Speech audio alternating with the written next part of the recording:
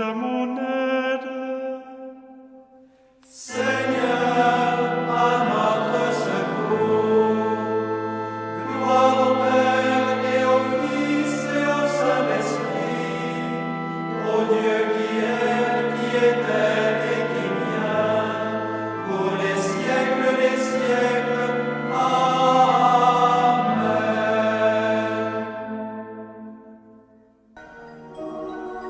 L'ange du Seigneur apporta l'annonce à Marie.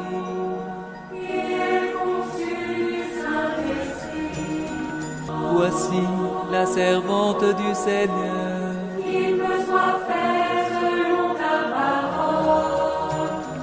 Et le Verbe s'est fait chair. Et il a habité parmi nous. Je vous salue, Marie, comblée de grâce. Le Seigneur est avec vous. Vous êtes bénie entre toutes les femmes. Et Jésus, votre enfant, est béni. Sainte Marie, Mère de Dieu, priez pour nous, pauvres pécheurs, maintenant et à l'heure de notre mort. Amen, Amen, Alléluia. Priez pour nous, Sainte Mère de Dieu. Afin que nous soyons rendus dignes des promesses du Christ. Prions. Que ta grâce, Seigneur notre Père, se répande dans nos cœurs. Par le message de l'ange, tu nous as fait connaître l'incarnation de ton Fils bien-aimé. Conduis-nous par sa passion et par sa croix, jusqu'à la gloire de la résurrection. Par Jésus, le Christ, notre Seigneur.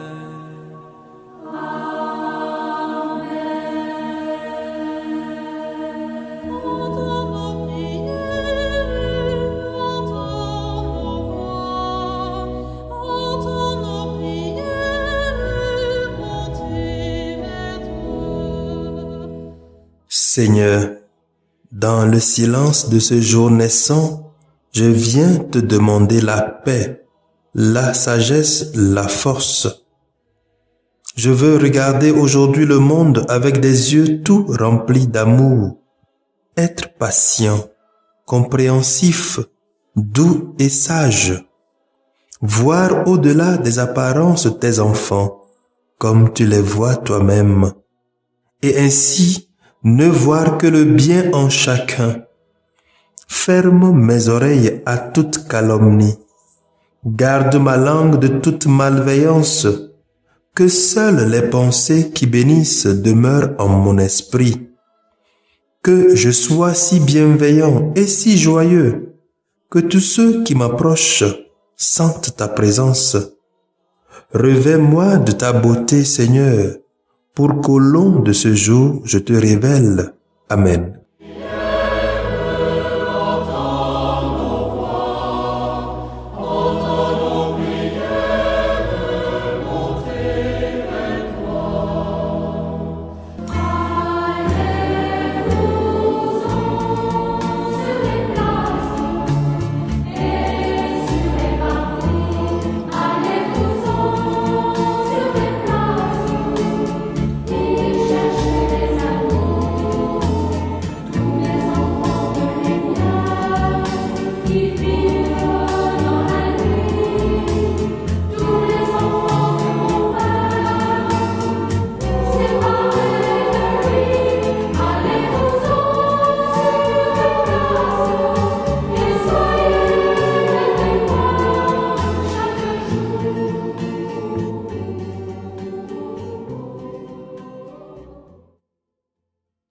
Écoutons les textes de ce mercredi 7 juillet 2021, lu par Sœur Lucienne Tandiateba, sœur de Notre-Dame des Apôtres, et du diacre Nestor Palachao de la Société des Missions Africaines, commenté par le Père Horacio Tegui de la Société des Missions Africaines.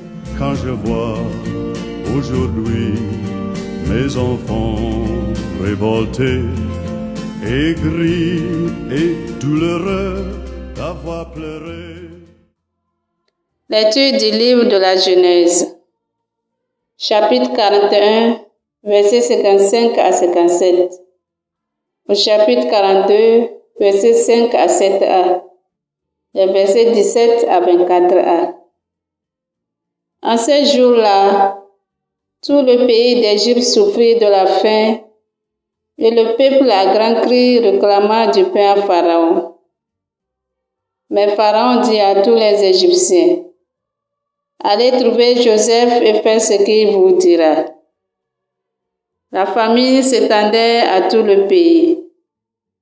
Alors Joseph ouvrit toutes les réserves et vendit du blé aux Égyptiens, tandis que la famine s'aggravait encore dans le pays. De partout, on vint en Égypte pour acheter du blé à Joseph, car la famine s'aggravait partout. Les filles d'Israël, c'est-à-dire de Jacob, parmi beaucoup d'autres gens, vinrent donc pour acheter du blé, car la famine sévissait au pays de Canaan. C'était Joseph qui organisait la vente du blé pour tout le peuple du pays, car il avait plein pouvoir dans le pays.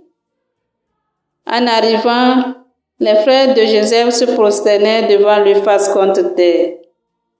Dès qu'il les vit, il les reconnut, mais il se comporta comme un étranger à leur égard et il leur parlait avec dureté. Il les retint au poste de garde pendant 3 jours. Le 3e jour, il leur dit, « Faites ce que je vais vous dire et vous resterez en vie, car je crains Dieu. Si vous êtes de bonne foi, que l'un d'entre vous reste prisonnier au poste de garde.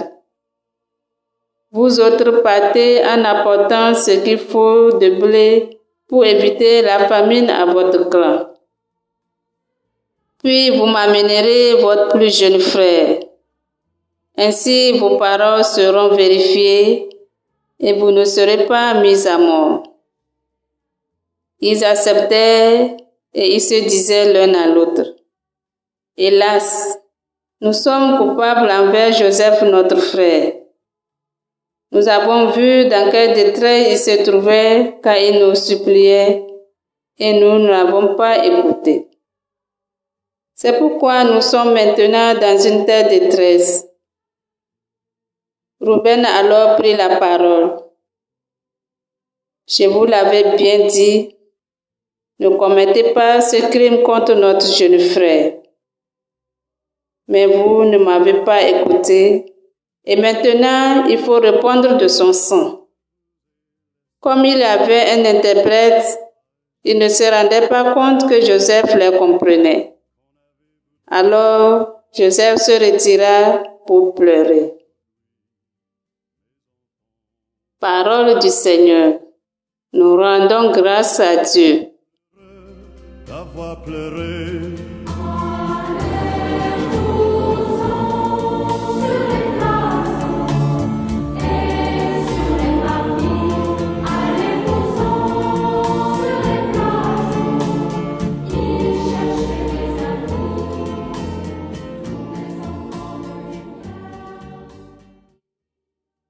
Que ton amour, Seigneur, soit sur nous, comme notre espoir est en toi. Rendez grâce au Seigneur sur la cithare, jouez pour lui sur la harpe à 10 cordes. Chantez-lui le cantique nouveau, de tout votre art soutenez l'ovation. Que ton amour, Seigneur, soit sur nous, comme notre espoir est en toi. Le Seigneur a déjoué les plans des nations, anéanti les projets des peuples.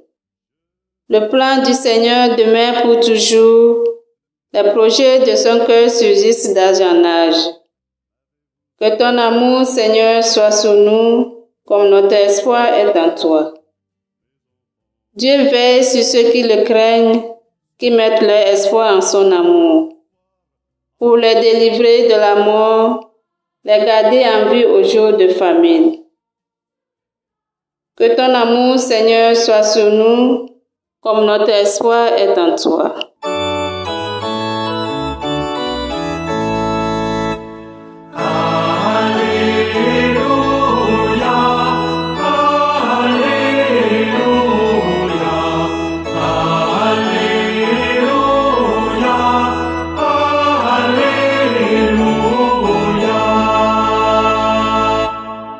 Le règne de Dieu est tout proche.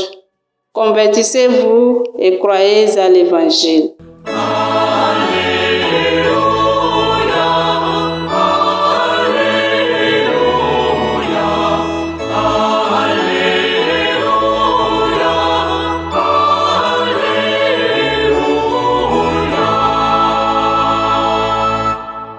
Le Seigneur soit avec vous et avec votre esprit.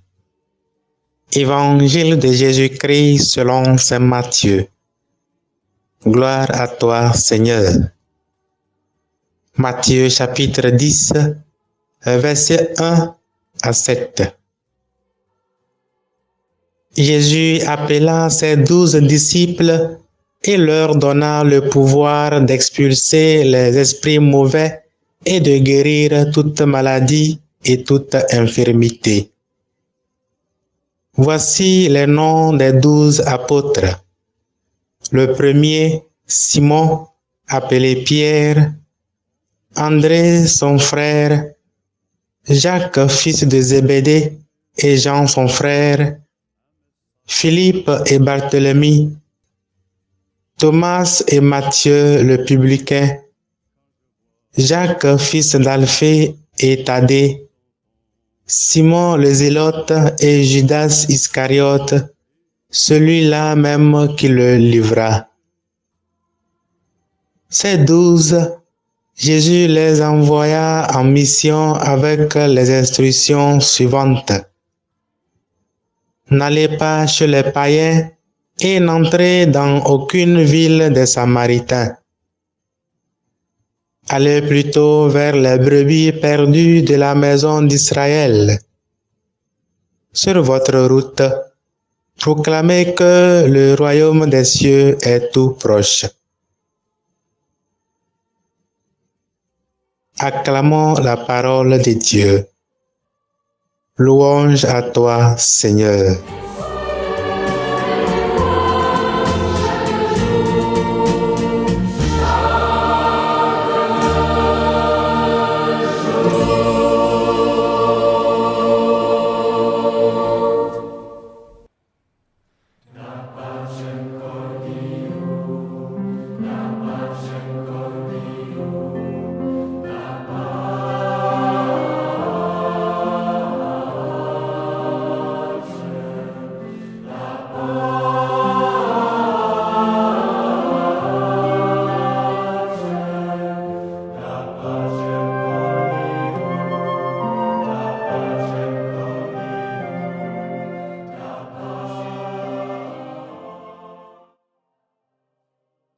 Bien-aimés dans le Seigneur, loué soit Jésus-Christ à jamais. À la suite de l'appel de Jésus que nous avons écouté hier, aujourd'hui les textes nous invitent à répondre à cet appel. En effet, l'évangile que nous venons d'écouter nous fait voir la disponibilité des 12 disciples de Jésus qui ont accepté de répondre à son appel, parce qu'ils ont reconnu que l'autorité de Jésus vient de Dieu, et donc ils sont prêts à tout, à partager la mission de leur maître. Ainsi, Jésus les envoie vers leurs propres frères et sœurs, même si par la suite cette restriction sera revue et la mission sera ouverte à toute l'humanité. Mais aujourd'hui, pour le moment, la mission a été précise. Allez plutôt vers les brebis perdues de la maison d'Israël. Qu'est-ce que Jésus veut nous faire savoir en envoyant ses disciples vers leur propre maison? D'une part, Jésus veut nous faire comprendre que les premiers héritiers du royaume, qui sont bien sûr les fils d'Israël, ont bien reçu les premières prédications chrétiennes et que c'est leur refus qui entraîna l'ouverture de l'Église aux non-juifs. Et d'autre part, la mission avec son propre peuple est toujours remplie de beaucoup de défis. Comme Joseph dans la première lecture, nous connaissons un peu son histoire. Joseph a reçu un don de Dieu, faire les songes et savoir interpréter les rêves. Et il voulait mettre ce don au service de ses frères. Mais à cause de cela, il a été rejeté par sa propre famille, jeté dans un puits et vendu aux marchands égyptiens. Mais, comme le projet de Dieu sur sa vie est autre que nous le savons, et comme le dit le psaume 117, verset 22, la pierre qu'ont rejetée les bâtisseurs est devenue la pierre d'angle. Nous voyons que c'est ce même Joseph qui sera aujourd'hui celui qui va sauver sa propre famille de la famine après que ses frères se sont prosternés devant lui, face contre terre, comme il leur avait dit au passé. Et si nous observons bien la vie du Christ, nous réaliserons qu'elle se ressemble, en ce sens que Jésus serait rejeté par son peuple, vendu pour 30 pièces d'argent, et par la suite sera reconnu comme le sauveur de l'humanité après sa résurrection. Ainsi, nous aussi, l'appel nous est lancé aujourd'hui. Nous sommes invités à répondre à cet appel, à proclamer à nos frères et sœurs que le royaume des cieux est tout proche. Et cette proclamation ne sera pas faite seulement par des paroles. Elle doit être accompagnée des actions, exprimée dans notre vie quotidienne par l'amour de Dieu que nous partageons partout où nous serons. Sur nos différentes paroisses, communautés, quartiers et même au boulot. Certes, nous serons critiqués par certains et même rejetés par d'autres à cause de notre appartenance au Christ. Mais ne soyons pas découragés. Rappelons-nous de l'histoire de Joseph et de Christ lui-même. Tout cela faisait partie des projets de Dieu. Alors, répondons à l'appel comme des vrais disciples et avançons en long et en large. Car, comme le dit notre psalmiste, lorsque l'amour de Dieu est sur nous et que nous mettions notre espoir en lui, son plan sur notre vie demeurera pour toujours et ses projets pour nous subsistera d'âge en âge. Il veillera sur nous si nous le craignons et mettons notre espoir en son amour. Il nous délivrera de la mort et nous gardera en vie au jour de famine. Que le Seigneur nous bénisse et nous accorde les grâces dont nous avons besoin pour répondre convenablement à son appel pour l'avancée de son royaume par Jésus, le Christ, notre Seigneur et notre Dieu, qui vit et règne maintenant pour les siècles des siècles. Amen.